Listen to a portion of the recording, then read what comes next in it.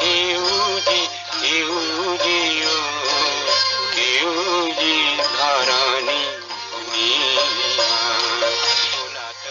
বনমালী শইচত পথাৰ কোলাত শোভে ৰদালিৰে ফুল ফলে সেউজীয়া বনমালী শইচত পথাৰ কোলাত শোভে ৰদালিৰে ফুল ফলে সেউজীয়া সেউজি সেউজি সেউজি সেউজি ধৰণী ধুনীয়া সেউজি সেউজি সেউজি সেউজি ধৰণী ধুনীয়া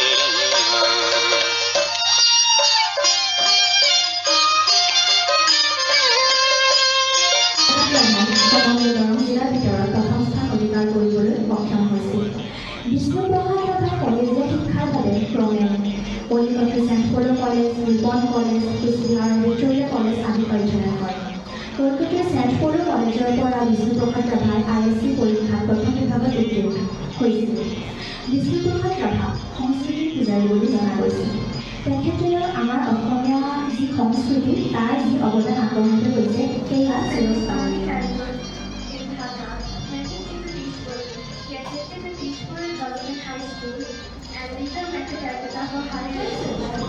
কলাগুৰু বিষ্ণুপ্ৰসাদ ৰাভা অসমৰ জাতীয় জীৱনত যিসকল মহান ব্যক্তিয়ে সাংস্কৃতিক গৌৰৱ ঘটাইছে তাৰ ভিতৰত কলাগুৰু বিষ্ণুপ্ৰসাদ ৰাভা অন্যতম নৱশ্য ব্যক্তি।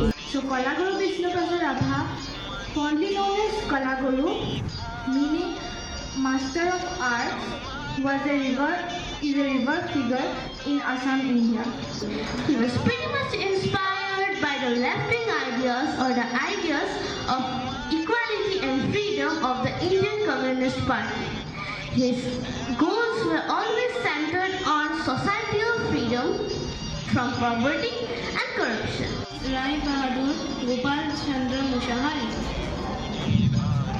He was born in a Bodo family, but being raised by a Rabha family, he adopted the Rabha surname.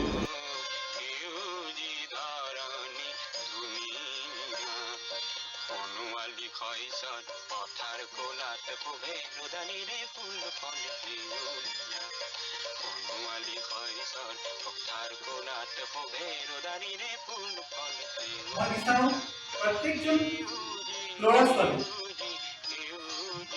তেওঁলোকে ইংৰাজী সাধনা কৰক, পৃথিৱীৰ চব কাম কৰক, কিন্তু গুৰিতে যিটো বস্তু নিজৰ পৰিচয়, নিজৰ পৰিচয়টো কিহৰ লগত জড়িত?